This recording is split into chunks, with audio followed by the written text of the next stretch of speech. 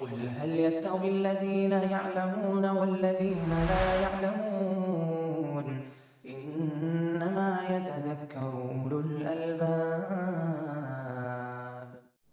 أشهد أن لا إله إلا الله.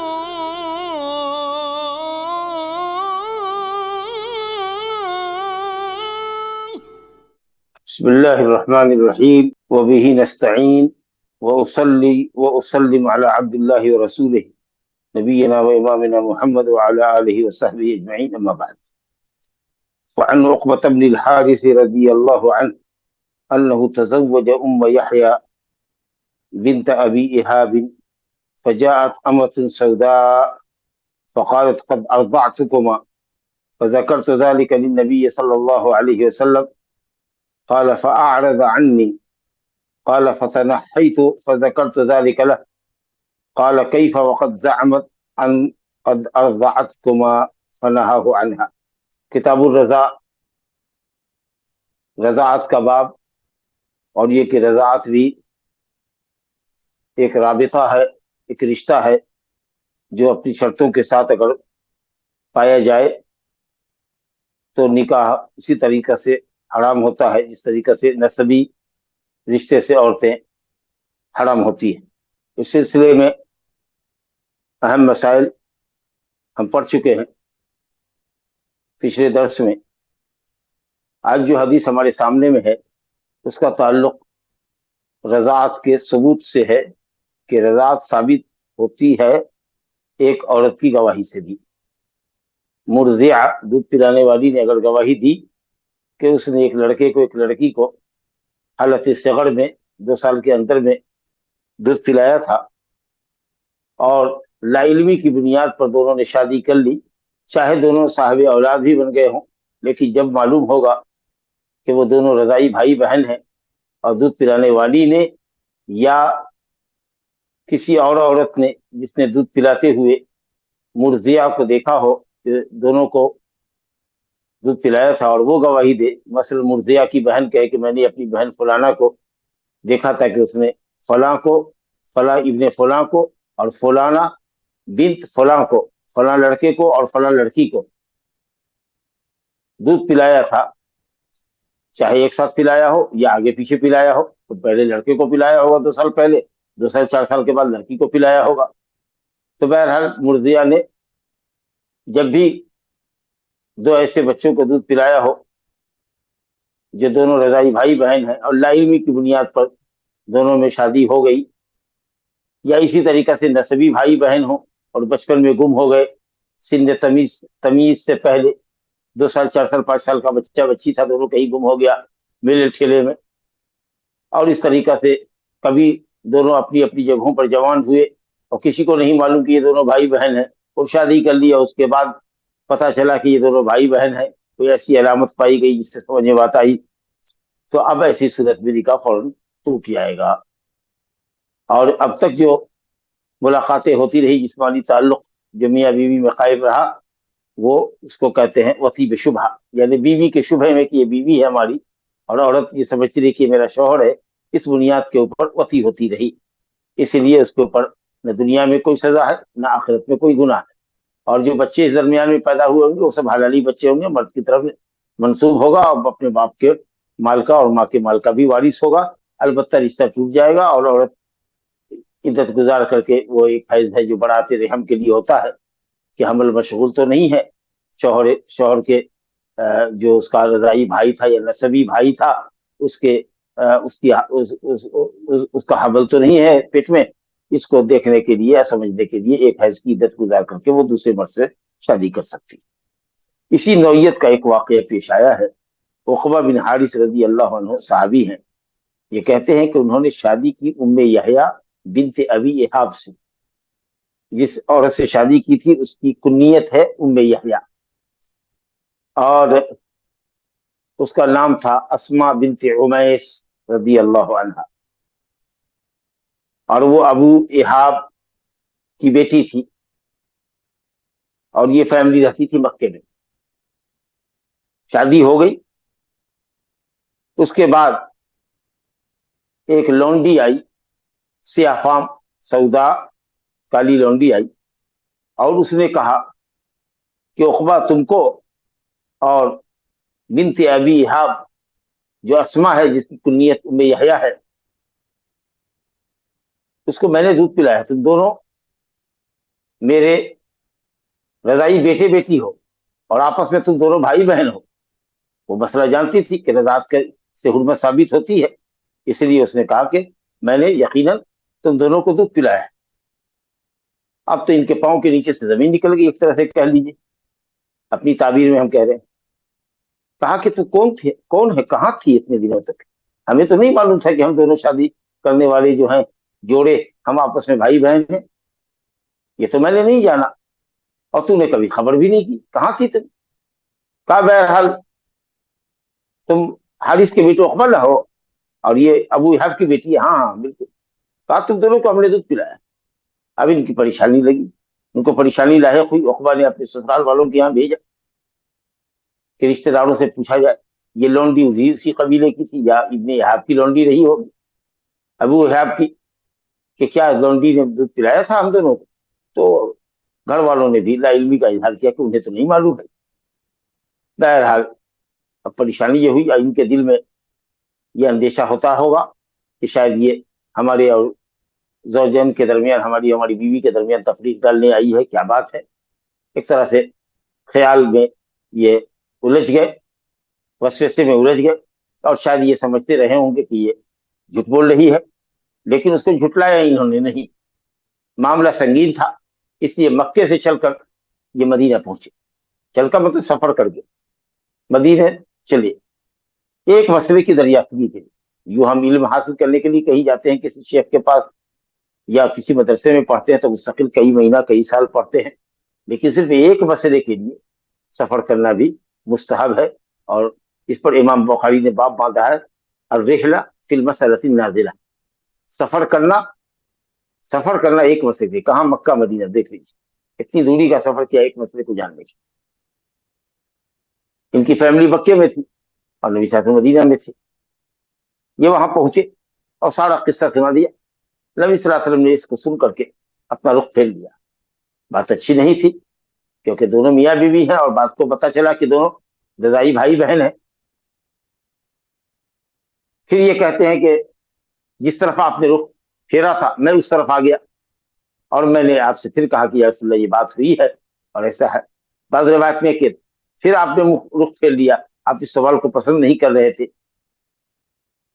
या फिर ये कि ये समझा या ये कहा उन्होंने बाद रिवायत में कि इन्हा काज़िबा, झूठ बोल रही है, तो आपने इस वजह से शायद इनकार किया हो, इनकार में चेहरा फेरा हो। बहरहाल तीसरी मरतबा में फरमाया कि कैफ वक़द ज़अमत, तुम कैसे उसके साथ रह सकते हो, कैसे बुदोबाश अख्तियार कर सकते हो, कैसे मुजामियत कर सकते हो, अपनी ज़ौजियत में उसको बाकी रख सकते हो, जबकि वो ये दावा कर रही है कि उसने तुम दोनों को दिल यकीन दूध पिलाया है। फनहा हो अनहा, कहा कि उससे अलग हो, और इन्होंने उसको तलाक दिया या रिश्ता उसका टूट गया। जब रजाई भाई बहन से तलाक देने की जरूरत नहीं, ऑटोमेटिकली रिश्ता खत्म हो जाएगा, फस्ख हो जाएगा, निकाह कैंसिल होगा। और फिर उस औरत ने दूसरे मर्द से शादी, तो उन्होंने उम्मे यहया से शादी की।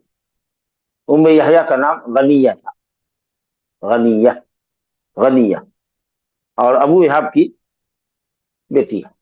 इस हदीस से हनाबला ने इस्तेदलाल किया है कि रज़ात के बाद में अगर मुर्जिया अकेली हो और वो गवाही दे, या जैसा कि मैंने शुरू गुफ्तगू में कहा कि जिस औरत ने देखा है दूध पिलाते हुए, उस औरत ने गवाही दी कि फलां और फलाना को फलां औरत ने दूध पिलाया है, तो उसका ये दावा कबूल किया जाएगा। एक अकेली औरत की गवाही रज़ात के बाद में कबूल की जाएगी, क्योंकि अमल रज़ात पर मर्द हजरात मुत्तला नहीं होते और आम तरीके से औरत तन्हाई में अपने पिस्तान से बच्चे को दूध पिलाती है, बल्कि औरतों से भी छिपा के पिलाती है। इल्ला है कि कोई औरत खास हो तो उसके सामने अगर पिस्तान खोल के पिलाए तो कोई मसला नहीं। तो इमाम अहमद कहते कि एक अकेली औरत ही अगर वो आदिला हो, सिका हो, तो उसकी गवाही कबूल की, जबकि दूसरे फुक़हा कहते हैं नहीं, कम से कम दो औरत होनी चाहिए। इमाम मालिक रहमतुल्लाह अलैह। शवाफी ने कहा कि नहीं, 4 औरत होनी चाहिए, 2 मर्द की जगह पर 4 औरत कायम होनी, गवाही गवाह होगी, क्योंकि 2 मर्द की गवाही से कम पर मामला नहीं होता। और ये मामला चूंकि ऐसा है कि इस पर मर्द हजरात मुत्तला नहीं होते हैं, लिहाजा 2 मर्द की जगह पर 4 औरतें हैं। इमाम मालिक ने कहा नहीं, चलो 2 औरत से ही काम चला लेते हैं। और इमाम अबू हनीफा कहते हैं कि 1 मर्द हो और 2 औरतें हैं। लेकिन ये सब कहा जाएगा, और दलील क्या है? वही फस्तशहिदू शहीदैन मिन रिजालिकुम, 2 गवाह रखो अपने मर्दों में से, फइन लम यकूना रजुलैन फरजुलुन व इम्रअतान मिम्मन तर्दौन मिन शुहदा, और अगर 2 मर्द ना हो तो 1 मर्द और 2 औरतें, तो ये 2 औरत 1 मर्द के कायम मकाम में गवाही गवाह। यही दलील है हजरात की। ताई भाई आम है, आम मामलात के अंदर ये आयत उमूम पर इसको महमूल कीजिए, और इस वाकया को, रज़ाअत के मामले को खुसूस पर महमूल कीजिए, और खास आम के ऊपर मुकद्दम होता है। लिहाजा सही कौल ये है, बिल्कुल वाज़ेह हदीस है मौजूद, सही बुखारी की हदीस है, इसको लाए हैं ये इस किताब में, जबकि ये सिर्फ बुखारी की रवायत है, मुस्लिम में नहीं है, बल्कि उक़बा बिन हारिस से कोई रवायत मुस्लिम में है ही नहीं। तो हदीस वाज़ेह है, सरीह दलालत है कि आपने उस एक औरत की गवाही कबूल किया, और उसकी बुनियाद पर उक़बा से कहा कि अपनी बीवी को, गनिया को तलाक छोड़ दे, मना किया उसके साथ गुदबा शख्सियत करने से।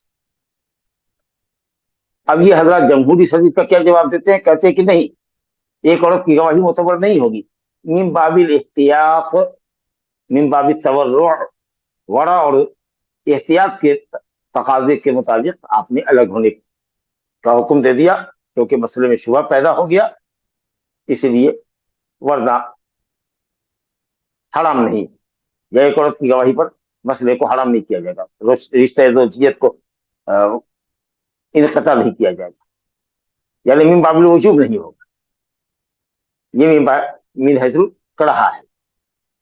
गोया कि ऐसी हालत में औरत से अलग हो जाना ये वरा और एहतियात का तकाज़ा।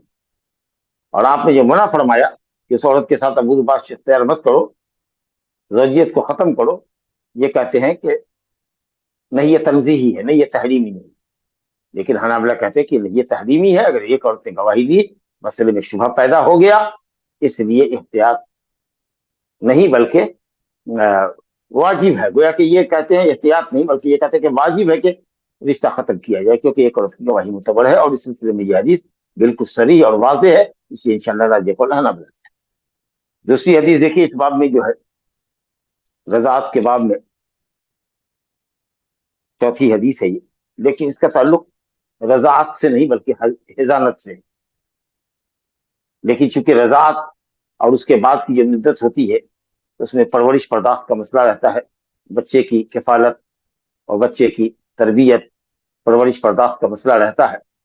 और ख़ास करके जब मियाँ बीवी, ये तो जिम्मेदारी दोनों पर है, मियाँ बीवी पर, दोनों मिल करके बच्चे को पाले पोसें और उसकी ज़रूरतों का ख्याल रखें, ताकि वो अच्छी उसकी नशो नुमा हो, और अच्छे माहौल में, पाकीज़ा माहौल में, दीनी माहौल में वो परवान चढ़े, और ज़हनी और जिस्मानी किसी तरह की अज़ियत से बच्चा दो चार न किया जाए। लेकिन ये इख्तलाफ कब होता है? जब मियाँ बीवी में तलाक हो जाती है, तो औरत चाहती है कि बच्चा उसके पास रहे, और मर्द चाहता है कि बच्चा उसके पास रहे। तो ऐसी सूरत में क्या इख्तलाफ की नौयत है? तो बहरहाल तकरीबन इत्तेफाक कह लीजिए अहले इल्म का ये है कि जब तक माँ शादी नहीं करेगी, जब तक माँ शादी नहीं करती है, उस वक्त तक माँ किफालत की ज्यादा मुस्तहिक है, हकीयत उसी को हासिल है। जैसा कि नबी करीम सल्लल्लाहु अलैहि वसल्लम ने एक खातून से कहा था, जिसको उसके शौहर ने तलाक दी और बच्चा भी ले लेना चाहता था, तो उसने कहा या रसूलल्लाह, मैंने इसको पेट में रखा है, इशारा हमल की तरफ है, और मैंने इसको अपनी छाती से लगा के दूध पिलाया है, और गोद में इसको समेट करके मैंने वक्त गुजारा है। काना बतनी लहू दिया, वसदी लहू सिका, वहिजरी लहू हिवा। बड़ा बावजन जुमला है। अगर ये इब्ताले हक के लिए होता तो कहा जाता कि ये काहिन की बहन है या काहिन का भाई है। आप जैसे कि आपने कहा, ऐसे मौके पर जो हम वजन जुमले कहने वाले कहते थे, या रसूल अल्लाह कैफ़ यरिस मन ला नतक़ वला इस्तहल फमिस्लुहु युतल جو بچہ کہ ابھی پیدا ہوا، بولا نہیں، چیخا نہیں، آواز نہیں لگائی، اس کی دیت کیسے دی جائے گی؟ تو آپ نے کہا تمین اخوان کوہان، لیکن یہ عورت احقاق حق کے لیے کریں گی، حق کو ثابت کرنے کے لیے. کانا بطنی لہو وعاء، میرا پیٹ اس کے لیے ظرف تھا، جگہ تھی، جھولا تھیلا تھا جس میں یہ پلا بڑھا، محفوظ رہا. وصدی لہو سقا، اور میرا پستان اس کے لیے مشکیزہ تھا جس سے آدمی پانی اور دودھ پیتا ہے، میرا بچے نے اس سے دودھ پیا. وہجری لہو حوا، اور میری گود اس کو اپنے میں سمیٹے تھی، اس کی حفاظت کرتی تھی، یعنی گود میں میرے پلا ہے، اور اب اس کا باپ مجھ سے اس بچے کو چھین لینا چاہتا ہے. آپ نے کہا نہیں، انت احق بہی ما لم تنکہی او ما لم تنکحی، تو اس بچے کی زیادہ حقدار ہے جب تک کہ تو شادی نہیں کرتی یا تیری شادی نہیں کرائی جاتی. گویا کہ شادی اگر کر لیتی ہے تو پھر حضانت کا حق اس کا نہیں رہتا. پھر کہاں جائے گا؟ اہل علم جمہور نے کہا کہ اس کی ماں کے پاس جائے گا، لڑکی کی ماں کے پاس، یعنی نانی پالے گی اس کو، یا نانی اگر نہیں ہے، خالہ پالنے والی ہے تو خالہ پالے گی. اچھا، اس مسئلے میں ایک اور دلچسپ پہلو آئے گا کہ ماں جب شادی کر لے تو پھر حضانت کا اس کو حق نہیں رہتا. اگر نانی خالہ نہیں ہے پالنے کے لیے ریڈی تو پھر باپ اس کو پالے گا. اور بعض اہل علم نے کہا ہے کہ ٹھیک ہے، ماں کو اولیت حاصل ہے، لیکن بچے کی رعایت اصل میں مطلوب ہے. بچہ کہاں صحیح پلے گا، اس کی دیکھ ریکھ کہاں ہوگی، صحیح کفالت کہاں ہوگی، اس کے پاس دیا جائے گا. بچے کی بصیرت پیش نظر ہونی چاہیے. لیکن بہرحال جمہور نے، بلکہ جماہیر نے کہا ہے کہ ماں جب تک شادی نہیں کرتی ہے ماں ہی اس کو پالے گی، اور اس کا خرچ دینا پڑے گا باپ کو. 7 سال کے بعد اختیار دیا جائے. کچھ لوگ کہتے ہیں کہ بیٹی ماں کے پاس رہے گی، بیٹا ہوگا تو باپ کے پاس آئے گا. بیٹی جب نکاح کی عمر کو پہنچ جائے گی، نکاح کر دی جائے گی، تو پھر وہ آزاد ہے، اب اس کو کسی کی کفالت میں رہنے کی ضرورت نہیں. اسی طریقے سے بیٹا جب باپ کے پاس رہے گا 7 سال 8 سال کے بعد، بالغ ہوگا تو پھر وہ آزاد ہے کہ وہ کہاں رہے گا، ماں کے پاس رہے گا کہ باپ کے پاس. اور بعض حدیث میں ہے کہ نبی صلی اللہ علیہ وسلم نے، یہی قول انشاءاللہ راجح ہے، جب 7 اور 8 سال کا ہو جائے تو اختیار دیا جائے گا، بیٹا ہو یا بیٹی، کہ یہ تمہارا باپ ہے، یہ تمہاری ماں ہے، کس کے پاس جانا پسند کرتے ہو. جس کے پاس بچہ جائے گا اس کے پاس جائے گا، اور پھر اس کو باپ کو خرچ دینا ہوگا. اور باپ کو پسند کرتے ہیں بچے تو باپ کے پاس جائیں. لیکن بہرحال یہ سن تمیز سے پہلے تک کا معاملہ ہے کہ اگر ماں شادی نہیں کرتی ہے تو ماں پالے گی، اور اگر ماں نہیں پالتی ہے تو جمہور نے کہا کہ نانی پالے یا خالہ پالے. اور اگر کوئی نہیں ہے تو پھر وہ باپ کے پاس چلی جائے گی، تاکہ بچی یا بچہ ضائع نہ ہو. اب دیکھیے اس قصے کو، کیا ماں شادی کر لے گی، اور اگر وہ کہے کہ نہیں میں دوسرے شوہر کے پاس ہی صحیح لے کر اس کو جاؤں گی اور پالوں گی، اس کو کوئی تکلیف نہیں ہوگی، تو کیا اس کو یہ حق دیا جائے گا؟ اس حدیث کو پڑھ لیتے ہیں، اس کے بعد اس پر گفتگو کریں گے. بڑا ابن عازب رضی اللہ عنہ سے روایت ہے، قدر لمبی حدیث ہے. قال خرج رسول اللہ صلی اللہ علیہ وسلم یعنی من مکہ فتبعته ابنة حمزہ تنادي يا عمي يا عمي، فتناولها علي فأخذ بيدها وقال لفاطمة دونك ابنة عمك، فاحتملتها فاختصم فيها علي وجعفر وزيد إلى آخر الحديث. بڑا ابن عازب رضی اللہ عنہ کہتے ہیں کہ رسول اللہ صلی اللہ علیہ وسلم مکے سے نکلے. یہ کس موقع پر نکلے؟ عمرہ کر کے. سن 7 ہجری میں جو عمرہ قضا کیا، یعنی صلح کے بعد، صلح حدیبیہ کے موقع پر صلح ہوئی. سن 6 ہجری میں حدیبیہ کے مقام پر مکے والوں نے آپ کو بیرن واپس کر دیا، 1000 سمجھانے کے بعد بھی وہ نہیں سمجھے. کہا کہ آپ بغیر میری اجازت کے آئے ہیں، آپ کو جانا ہوگا. اور ایک مصالحت صلح نامہ تیار کیا گیا جس میں ایک بند یہ بھی تھی، ایک شق یہ بھی تھی کہ اگلے سال آئیں گے آپ، 3 دن کے لیے آپ کا قیام ہوگا مکے میں، اور تلوار کے سوا کوئی ہتھیار آپ کے ساتھ نہیں ہوگا. سب تفصیل معلوم ہے، آپ نے سیرت میں پڑھا ہوگا، سنا ہوگا. تو اگلے سال جو آپ گئے تو اس کو عمرۃ القضا کہتے ہیں. قضا کا مطلب قضا نہیں کہ ادا نہیں کر سکے تو قضا کر رہے ہیں، بلکہ عمرۃ القضا مانے مصالحت، قضا مانے فیصلے کا عمرہ، یا جس فیصلے پر بات آ کے ٹھہری تھی کہ اگلے سال آئیں گے، اور اسی کو عمرۃ القضیہ بھی کہتے ہیں. صلح کا کے نتیجے میں آپ نے عمرہ کیا تھا. بہرحال سن 7 ہجری جب آپ عمرہ کرتے، اسی ذوالقعدہ کے مہینے جب آپ نکلے، تو حضرت حمزہ بن عبد المطلب کی بیٹی، نام میں اختلاف ہے، کسی نے کہا کہ عمارہ نام تھا، کسی نے کہا امامہ نام تھا، این کان، وہ ام الفضل کی کنیت تھی اس کی شاید. تو وہ پیچھے دوڑی. جب یہ لوگ مکے سے چلنے لگے تو حمزہ رضی اللہ عنہ کی بیٹی ابھی جو تربیت کی عمر میں تھی, حضانت اور تربیت کفالت اور رعایت کی عمر میں تھی, وہ پیچھے دوڑی اور اس میں آواز لگی, یا عمی, چچا چچا, اے میرے چچا, اے میرے چچا, نا مجھ کو لیتے چلو, مجھ کو اپنی کفالت میں لے لو. اب حضرت علی رضی اللہ عنہ نے اس کو لیا, اس کا ہاتھ پکڑا اور انہوں نے فاطمہ رضی اللہ عنہ ساتھی اس میں سفر میں کہا, دور رکھے, اس کو پکڑو, یہ تیرے چچا کی بیٹی. چچا تو نبی صلی اللہ علیہ وسلم کے تھے اور چچا حضرت علی کے تھے, لیکن چچا کہا کہ تیرے چچا کی بیٹی ہے. باپ کا چچا بیٹی کا بھی چچا ہی ہوگا, جس کو ہم لوگ عام طریقے سے دادا وغیرہ کہتے ہیں, لیکن چلیے, کہا کہ یہ تیرے چچا کی بیٹی ہے, اس کو پکڑو. فاحتملہ تھا, حضرت فاطمہ نے اس کو گود میں اٹھا لیا. فاختصم فیہا علی و جعفر و زید, اب علی رضی اللہ عنہ, جعفر رضی اللہ عنہ اور زید بن حارثہ رضی اللہ عنہ, یہ تینوں الجھ پڑے کہ ہم پالیں گے تو ہم پالیں گے تو ہم پالیں گے, ہم زیادہ حقدار ہیں تو ہم زیادہ حقدار ہیں. زید نے کہا ہم زیادہ حقدار ہیں, اور تینوں نے اپنی حقیقت کی وجہ بھی بتائی کہ کون اس کا بچی کا زیادہ حقدار ہے. حضرت علی نے کہا انا حق بہا, میں اس لڑکی کو پالنے پوسنے کا, اس کی کفالت اور تربیت کرنے کا میں زیادہ اہل ہوں, کیونکہ یہ میرے چچا کی بیٹی. سبحان اللہ. اور جعفر جو حضرت علی کے بھائی ہیں سگے, حضرت جعفر نے کہا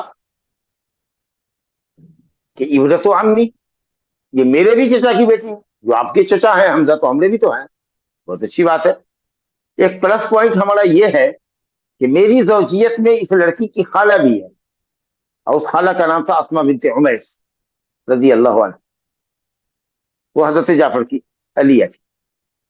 کہا یہ میرے چچا کی بیٹی بھی ہے اور اس کی خالہ میری زوجیت میں. اور زید ابن حارثہ نے کہا کہ یہ میرے بھائی کی بیٹی ہے, یعنی مہاجرین کے درمیان نبی صلی اللہ علیہ وسلم نے مواقعات لگائی تھی, اور مہاجرین انصار کے درمیان بھی مواقعات لگائی تھی. تو کہا کہ حضرت حمزہ سے میری بھائی ہے, دینی بھائی کا رشتہ تھا, وہ قوت اسلامی تھی ہماری, وہ میرے دینی بھائی تھے, وہ بھی مہاجری, میں بھی مہاجری. تو اس لیے اس دینی اخوت کے رشتے سے میں زیادہ حقدار ہوں. بہرحال یہ پہلو تو ان دونوں کے, حضرت علی اور جعفر کے دعوے کے مقابلے میں کمزور لگتا ہے کہ دینی بھائی کا رشتہ, لیکن ان کے تو سگے چچا ہے علی کے اور جعفر کے. ایک پلس پوائنٹ ہے جعفر کے ساتھ کہ لڑکی کی خالہ امارہ کی یا امامہ کی حضرت جعفر کی زوجیت میں, تو جعفر کو نبی صلی اللہ علیہ وسلم نے حق دیا. آپ نے یہ فیصلہ فرمایا خالہ کے حق میں, گویا جعفر کو دیا کہ یہ آپ کی پرورش میں رہے گی. کیوں؟ اس لیے کہ اس کی خالہ آپ کی زوجیت میں, یہ وجہ ہے آپ کو دینے کی. ورنہ چچا کی بیٹی ہے, اس رشتے میں آپ اور علی دونوں رضی اللہ عنہما دونوں آپ برابر. بس ایک پلس پوائنٹ آپ کے ساتھ یہ ہے کہ اس کی خالہ آپ کی زوجیت ہے. اور آپ نے فرمایا کہ الخالۃ بمنزلۃ الام, خالہ ماں کے درجے میں. اس کا مطلب کہ خالہ ماں کے درجے میں ہے, تو جب ماں خود موجود ہوگی تو ظاہر ہے کہ اس سے زیادہ شفقت, پیار اور محبت بچے بچی کو کون دے گا؟ باپ نہیں دے سکتا ہے, کوئی بھی نہیں دے سکتی, دادی نانی خالہ کوئی بھی نہیں دے سکتی ماں کی اتنی محبت. لیکن اگر ماں نہیں ہے تو خالہ ماں کے قائم مقام ہے. عام طریقے سے خالہوں کو بہن کے بیٹے بیٹیوں سے بڑی محبت ہوتی ہے, تو کہا کہ خالہ ماں کے درجے میں. اس کا مطلب یہ ہے کہ اگر ماں ہے تو وہ سب سے زیادہ ہے. اور اس کی تائید اس حدیث سے ہوتی ہے جو سنن میں آئی ابو داؤد میں, کہ ایک اور جس عورت نے کہا کہ اس کا باپ مجھ سے چھیننا چاہتا ہے اس بچی کو, جب بھی میں نے بتایا تو آپ نے کہا انت احق بہ ما لم تنکحی, تو زیادہ حقدار ہے اس کی جب تک کہ تو نکاح نہیں کرتی. اب آپ یہ کہیے گا کہ خالہ تو ہے لیکن خالہ تو شادی شدہ ہے, تو جب شادی شدہ خالہ کی کفالت میں لڑکی جا سکتی ہے, تو اگر اس کی خود کی ماں اگر کسی دوسرے سے شادی کی ہوئی ہے تو کیوں نہیں جا سکتی ہے؟ یہی ایک سوال تھا. تو اس کا جواب یہ ہے کہ یہاں خالہ اور خالو یعنی حضرت جعفر اور ان کی بیوی دونوں اس کو لینے کے لیے ایگری, خوشی سے لے رہے ہیں حضرت جعفر کہ وہ چچا کی بیٹی ہے اور میں اس کا خالو بھی ہوں. تو ایسی صورت میں تو ٹھیک ہے, لیکن اگر عورت چاہتی ہے کہ اپنی بچی کو وہ دوسرے شوہر کے پاس لے جائے تو معلوم نہیں اس کا دوسرا شوہر جو اس لڑکی کا آپ کہہ لیجیے ہماری اصطلاح میں سوتیلا باپ ہے وہ اس کو قبول کرے گا کہ نہیں کرے گا.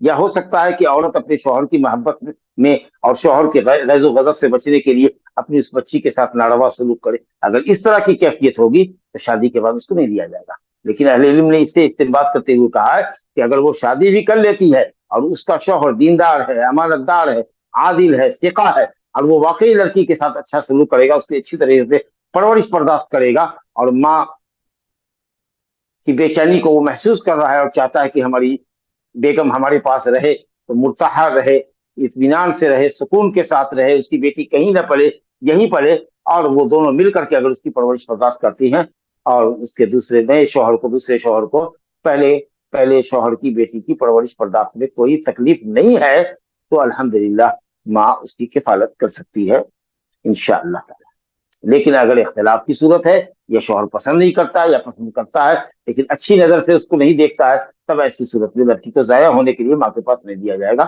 پھر یا تو وہ خالہ کے پاس رہے یا اس کی نانی پرورش کرے، اور کوئی اگر نہیں ہے تو پھر باپ اس کو لے جائے گا جہاں اس لڑکی کی بھلائی ہو. لیکن بچے اور بچی کی ہر حال میں بھلائی پیش نظر ہے اسلام سے، تاکہ ایسا نہیں ہو کہ آپ کی آپس کی چپکلش میں بچہ ضائع ہو جائے، بچہ سفر کر جائے. نہیں. تو چلیے یہ بات الخالۃ بمنزلۃ الام کے تحت سے یہ ایک پوائنٹ نکلا تھا جو میں نے آپ کے سامنے رکھا.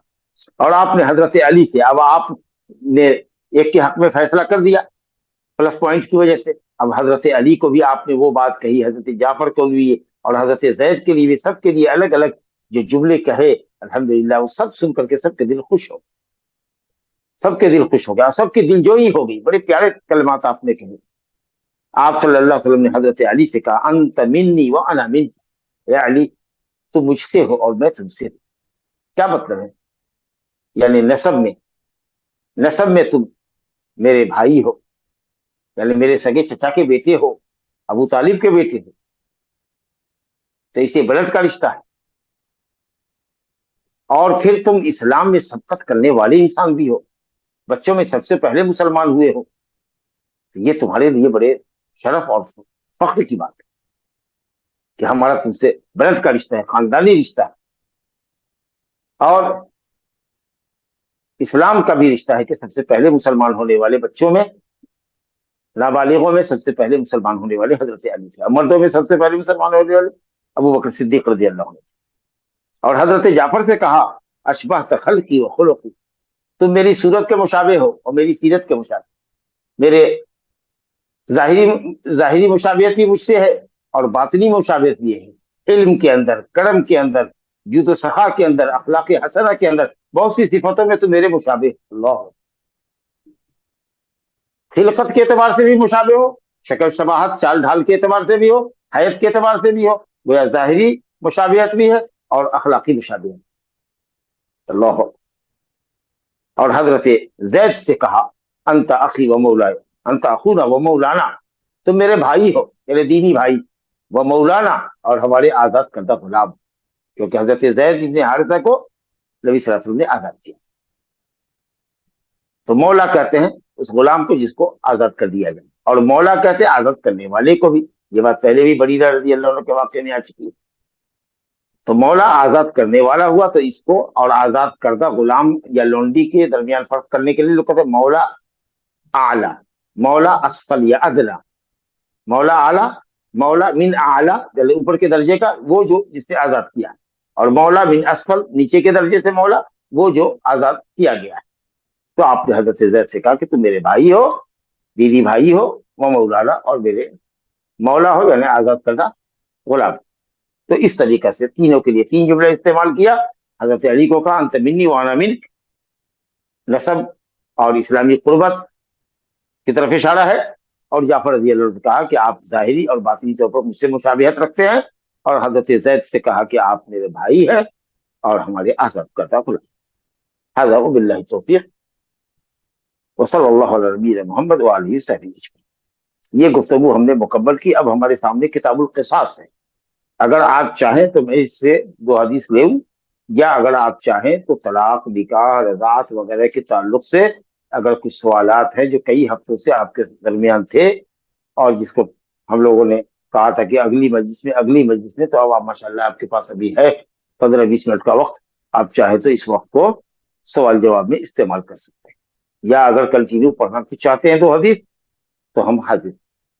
جی پہلا سوال ہے شیخ، ہر عورت اور عورت کے بیچ میں جو اورا کا دائرہ ہوتا، اس میں کیا رضا کا معاملہ مستثنا ہے، ایکسیپشن ہے، دلیل کے لیے؟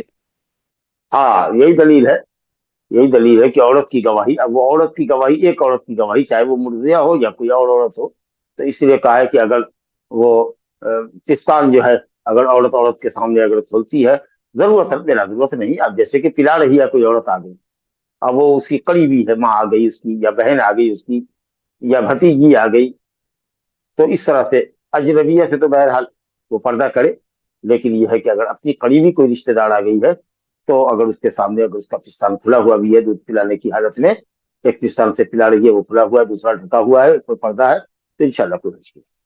عائشہ رضی اللہ عنہا کے جو رضائی چچا تھے، کیا وہ ان کے بھائی عبد الرحمن اور اسما بنت ابی بکر رضی اللہ عنہا کے بھی رضائی چچا ہوئے؟ نہیں ہوئے، جس نے پیا ہے اسی سے رشتہ ثابت ہوگا، ان کے دوسرے بھائی بہنوں سے نہیں، جس نے دودھ نہیں پیا ہے، ابو القیس کی بیوی کا جس نے دودھ نہیں پیا ہے وہ رضائی بھائی بہن نہیں ہوگا۔ دودھ پلانے والی عورت اور دودھ پینے والے بچے اور بچی کے درمیان رشتہ رضاعت کا ثابت ہوگا، اور جس کی وجہ سے دودھ آیا ہے عورت کے پستان میں، یعنی اس کا شوہر، اس سے رشتہ ثابت ہوگا، پینے والے بچے کا یا بچی کا، اس کے دوسرے بھائی بہنوں کا رشتہ ثابت نہیں۔ جی شیخ اگلا سوال ہے، اگر کوئی لڑکی جو طالبہ ہے وہ یہ مطالعہ کرے کہ اس سے عالم یا طالب علم سے ہی نکاح کرنا ہے تاکہ اس کا علم جاری رہے اور آنے والی جنریشن بھی عالم دین بنے، کیا یہ صحیح ہے؟ کیوں تمام لوگ یہ کہتے ہیں کہ اکثر عالم ہی کے گھر میں دین نہیں ہوتا، اور عام سلفی لڑکی سے کرنے میں نیکی ہوگی کیونکہ وہ لڑکی جا کے اس کے دیندار بن جائے گی؟ سوال لمبا ہے، بہرحال مردوں کو خطاب ہے، فاظفر بذات الدین تربت یداک، دیندار لڑکی سے شادی کرو، اور یہ پتہ چلے گا اس کے گھر کے ماحول سے یا اور لڑکیوں سے پتہ چلے گا، آپ کی کوئی محارم میں سے ہو اس کے ذریعے پتہ چلے گا کہ پابند شرع لڑکی ہے کہ نہیں، پردہ کرتی ہے کہ نہیں کرتی ہے، اس کے اخلاقات عادات کیسے ہیں، یا پڑوس کے لوگوں سے پتہ چلے گا، بہرحال تحقیق کر کے اس کی ماں بہنوں کو دیکھ کر کے، اس کے رشتہ داروں کو دیکھ کر کے کہ لڑکی دیندار ہے کہ نہیں، شادی کرنی چاہیے۔ اب وہ اگر عالمہ ہے اور دیندار ہے تو ماشاءاللہ بہت اچھی بات ہے، ورنہ جیسا کہ آپ کا کتنے عالم ہوتے ہیں، عالمہ ہوتی ہے، علم تو ہے لیکن عمل نہیں، اور کتنے ہوتے ہیں جو جن کو بنیادی شریعت کا تو علم ہوتا ہے، وہ ڈگری ہولڈر تو نہیں ہے، عالم اور فاضل کی ڈگری تو نہیں لیے ہوئے، لیکن باقاعدہ پابند صوم صلات ہے اور ضروری حد تک مسائل جانتے ہیں۔ تو مقصد یہ ہے کہ دیندار ہونی چاہیے، اور دین کے لیے ضروری ہے کہ جو بنیادی علم ہے شریعت کا، جس کا حاصل کرنا ہر مرد عورت پر فرض ہے، تو اتنا تو علم ہونا ہی چاہیے، تو اس لیے یہ اصل بنیاد ہونی چاہیے۔ باقی یہ رہا کہ عالم کے گھر میں ہی زیادہ جہالت ہوتی ہے، یا پھر یہ ہے کہ صاحب عالم سے کرنا چاہیے وہی اچھا ہوگا اور غیر عالم سے نہیں، تو جیسا کچھ نہیں ہے، دیندار آدمی ہونا چاہیے، دیندار۔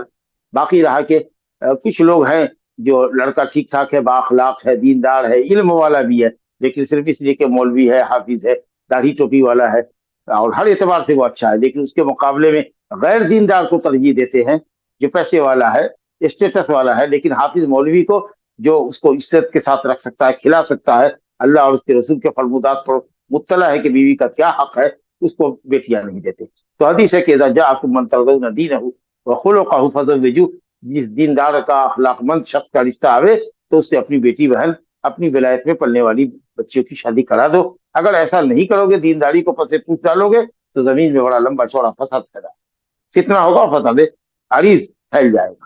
تو اس لیے دونوں طرف سے، جیسے جہاں آپ صلی اللہ علیہ وسلم نے مردوں سے کہا فاظفر بذات الدین، دیندار لڑکیوں سے شادی کر کے کامیاب ہو جاؤ، تو اسی طریقہ سے لڑکی کے ولیوں کو کہا جا رہا ہے کہ اگر کوئی دیندار اور اخلاق مند کا رشتہ آوے تو اس کو ترجیح دو غیر دیندار کے اوپر، اور اگر ماشاءاللہ مولوی اور حافظ ہے اور دیندار بھی ہے، اخلاق مند بھی ہے اور علم بھی ہے اس کے پاس، یہ دونوں نور ہے۔ چلیے، بعض رشتوں میں لمبی جدائی ہو جاتی ہے لیکن نہ خلا دیتے نہ طلاق دیتے، بیچ میں اٹکے رہتے، اس کا حکم کیا ہے؟ بہرحال یہ عدالت کا معاملہ ہے، عدالت سے رجوع ہوں اور یہ کہیں کہ حق زوجیت ادا نہیں کرتا ہے، نہ نفقہ نہیں دیتا ہے، قاضی اس معاملے کو دیکھے گا، ضرورت سمجھے گا تو فسخ کر دے گا۔ جی شیخ اگلا سوال ہے، جب ایک ماں کو دودھ صحیح نہیں آ رہا تو ڈبے کے دودھ کے بجائے رضاعت کو ترجیح دی جائے، اس کے بارے میں کوئی دلیل ہے کیا؟ ایسی کوئی دلیل نہیں ہے، لیکن عورت کا دودھ میں سمجھتا ہوں کہ ڈبے کے دودھ کے مقابلے میں زیادہ افید ہے، زیادہ فائدہ مند ہے، اور ماں کا دودھ تو بہت ہی فائدہ مند ہے۔ اب آج کل تو اطباء بھی نصیحت کرتے ہیں، اسی زمانے میں ڈبے ہی کا دودھ لوگ پلاتے تھے تاکہ نسل کم ہو، لیکن ڈبا کا دودھ پلانے کے بعد بھی افزائش نسل کا سلسلہ رہا، تو شاید پھر انہوں نے یوں ٹرن لیا کہ ماں کا دودھ ہی بہتر ہے۔ یقیناً ماں کا دودھ بہتر ہے، اور اللہ نے بچے کی غذا رکھی ہے اس کے ماں کے پستان میں، ظاہر ہے کہ اس کے اندر غذائیت اور اس میں فائدہ طبی، جسمانی اعتبار سے، اخلاقی اعتبار سے، ذہنی اعتبار سے، ہر طرح کی اس میں نشو و نما ہوتی ہے۔ تو اب تو اطباء بھی یہ نصیحت کرتے ہیں کہ خاص کے شروعاتی مہینے کے اندر تقریباً شاید کم سے کم 6 مہینہ نصیحت کرتے ہیں کہ ماں اپنے بچے کو ضرور دودھ پلاوے، کیونکہ جو مدر فیڈنگ ہے وہ سب سے بہتر ہے بچے کے ہاں۔ تو اب آپ یہ دیکھ لیں کہ صاحب اگر دودھ پلانے والی ہے تو ٹھیک ہے، آپ اس کو دیجیے، اگر بھرپور طریقے سے بچے کی خوراک اس سے حاصل ہوتی ہے تو، اور دیندار ہے تو، عورت دیندار ہونی چاہیے، بااخلاق ہونی چاہیے، اور اس کو کسی طرح کا متعدی مرض نہیں ہونا چاہیے، تو یقیناً میں سمجھتا ہوں کہ اگر وہ دیندار اور اخلاق مند ہوگی تو اس کے دودھ کا اثر بچے کے اوپر پڑے گا۔ اور یہ مصنوعی دودھ تو بہرحال مصنوعی ہی ہے، تو اس کی افادیت کے مقابلے میں تو کوئی عورت اگر دیندار بااخلاق عورت، مسلمہ عورت اور اچھے گھرانے سے تعلق رکھنے والی عورت اگر پلاتی ہے تو انشاءاللہ تعالیٰ دودھ کا اثر بچے کی نشو و نما پر پڑے گا، اس کے ذہن پر پڑے گا، اور بچہ انشاءاللہ تعالیٰ اچھی غذا پا کر کے اچھی سوچ کا حامل بنے گا انشاءاللہ۔ ابھی جیسا بتایا گیا کہ دوسرا شوہر بچی یا بچے کو رکھنے کے حق میں نہیں، نانی نہیں ہے اور اس کا باپ اپنی دوسری فیملی میں مشغول ہے، تب بچے کے حق میں شریعت کیا کہتی ہے؟ اب جو بھی ہو، اگر دونوں جگہ نقصان ہے تو کسی تیسرے آدمی کو پاور آف اٹرنی دیا جائے گا، اور مرد کو مکلف کیا جائے گا کہ اس کو خرچ دو۔ اگلا سوال ہے شیخ، ماں کا دودھ کو بیچا جا رہا ہے ان بچوں کے لیے جس کے ماں وفات پا گئی ہو یا کوئی اور وجہ، اس کا حکم کیا ہے؟ حرام ہے، عورت کے جسم کا کوئی حصہ بیچا نہیں جا سکتا، جی، آزاد عورت کے جسم کا کوئی بھی حصہ بیچا نہیں جا سکتا، اس لیے دودھ نکال کر کے بیچنا اور اس کو فیڈر میں ڈال کر کے بچوں کو پلانا اور اس کی قیمت وصول کرنا یہ ناجائز ہے، قیمت میں وہ نکال کر کے بیچ نہیں سکتی۔ جی، اگلا سوال ہے شیخ، اگر اتنا ہی مال ہو کہ حج کرے یا نکاح تو کس کو ترجیح دی جائے؟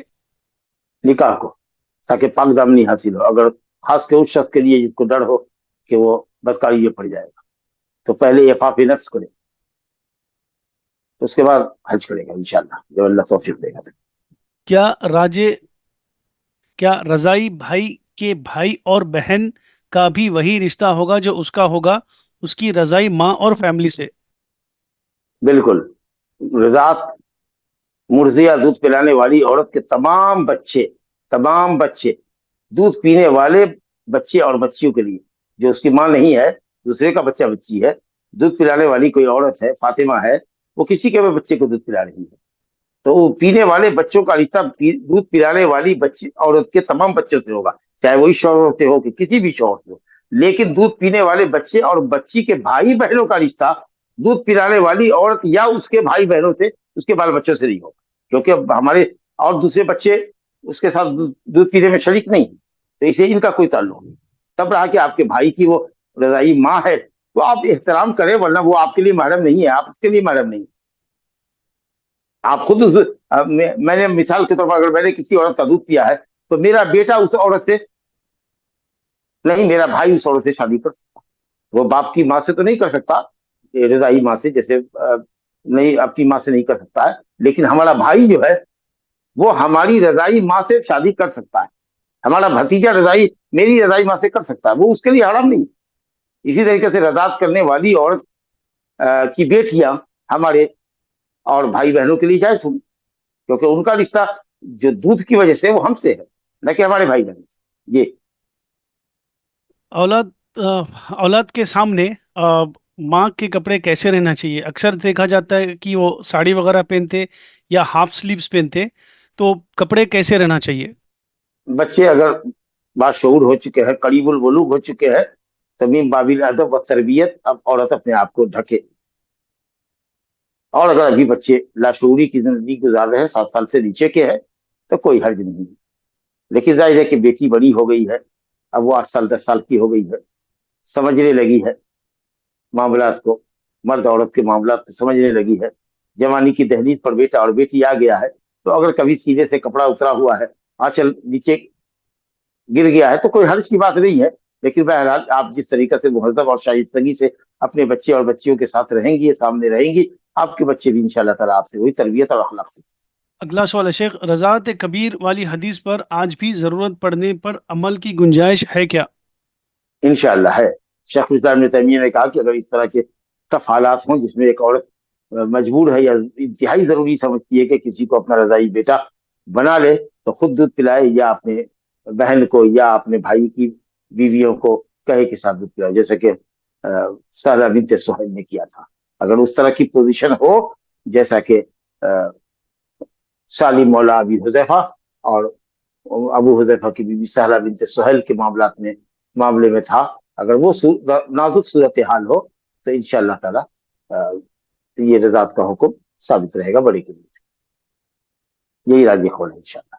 जी, अगला सवाल है शेख, एक फैमिली में 2 भाई है, एक को मुसलसिल औलाद हो रही है, दूसरे को नहीं हो रही है, तो वो भाई अपना कोई औलाद में से किसी एक औलाद को बड़े भाई को दे सकता है क्या? और बड़ा भाई क्या वो दूसरे असल बाप का ही नाम रखे या खुद का नाम रख सकता है लड़की के पीछे? बिल्कुल नहीं, जिसका बच्चा है उसी का नाम रहेगा, फादर नेम में, गार्जियन में ये अपना नाम रखेगा। उदूहुम लिआबाइहिम हुवा अक़सतु इंदल्लाह, जिसका जो बच्चा है उसी की तरफ निस्बत करके पुकारो। फला का बेटा अगर कहो, इब्न या बिन्त, सन या डॉटर ऑफ, जिसका बच्चा है उसी का नाम। आप एज ए गार्जियन हो सकते, आप फादर या मदर की जगह पर आपकी बीवी या आपका नाम नहीं हो सकता। और अगर नहीं जानते हैं, आपने हॉस्पिटल से उठाया है, गिरा पड़ा बच्चा कहीं से ले लिया है या हॉस्पिटल से ले लिया है, पता नहीं है किसका माँ बाप कौन है, तो वो आपका दीनी भाई होगा, आपका नौकर चाकर होगा, लेकिन रिश्ता नसब साबित नहीं होगा और आपके माल का वारिस भी नहीं होगा, इल्ला ये कि वो शरई तौर पर आपके माल का वारिस हो। अगर भाई ना हो तो जैसे भतीजा वारिस होता है, तो अगर इस तरह की कैफियत होगी तब तो वारिस होगा, और नहीं तो फिर आप 1/3 माल तक अपना वसीयत उसको कर सकते। जी, क्या बहन शीर ख्वाह भाई को दूध पिला सकती है? पिला सकती है, पिला सकती है। वो उसका बेटा हो जाएगा, तब वो बहन के जो बच्चे होंगे, बेटियां जो होंगी, वो उस लड़के के लिए हराम होगी। खास मुलाकात के वक्त हस्बैंड कभी अगर वाइफ का दूध पी ले तो ये कैसा है? कोई हर्ज नहीं है, कोई हर्ज नहीं, लाबास इंशाअल्लाह। जी शेख, बस ये है कि साहब ऐसा ना हो कि दूध, बच्चे का जो असल हक है दूध पर, वो बच्चा अपने हक से महरूम हो जाए। लेकिन अगर थोड़ा दूध अगर मर्द के भी हलक के नीचे उतर गया तो कोई हर्ज नहीं, रज़ात का रिश्ता साबित नहीं। अंकल इन बहन जो आपने सवाल किया, ये अंकल इन लॉ, अच्छा मैं पढ़ता हूं, uncle in law daughter in law के लिए नॉन महरम है क्या? आप अंकल इन लॉ किसको बोल रहे हो वो टाइप कर दीजिए बहन एक बार उर्दू में, ताकि सवाल वाजे हो जाए। या तो उसका शौहर का चचा होगा, ससुराली रिश्ते से जिसको अंकल कर रही है, uncle in law, father in law की जगह पर अंकल इन लॉ, तो ससुर का जो भाई है वो उस औरत के लिए महरम नहीं, वो ससुर के दायरे में नहीं। और डॉटर इन लॉ ये हुई ननद, यानी शौहर की अगर बेटी बहन मुराद है, तो शौहर की बहन तो जाहिर है कि अपने चचा के लिए महरम है, भाई की बेटी तो हराम ही है। तो अगर सायरा का मतलब यह है कि उसका ससुराली जो है, जिसको कहते हैं कि भाई ससुर का भाई, तो ससुर का भाई अपनी भतीजी के लिए तो महरम है ही, लेकिन ये जो खातून है, अगर जो दुल्हन है, उसके लिए शौहर के चचा से पर्दा करना जरूरी। जी जी, सवाल वही था शेख, चचा ससुर या मामू ससुर बोलकर। जी, अगला सवाल है शेख, रज़ात कबीर वाली हदीस पर अमल की क्या सूरत होगी? दूध निचोड़कर बर्तन से पिलाना है? वही शक्ल है, वही शक्ल। تو پہلے میں نے کہا تھا موضوع پر بات آئی تھی کہ اگر بڑا ہے تو اس کے سامنے پستان نہ کھولے بلکہ اس کے دودھ کو گاڑے اور وہ 5 گھونٹ اس میں سے پیے. لا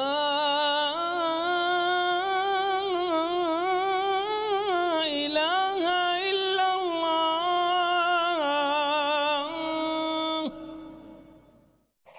قل هل يستوي الذين يعلمون والذين لا يعلمون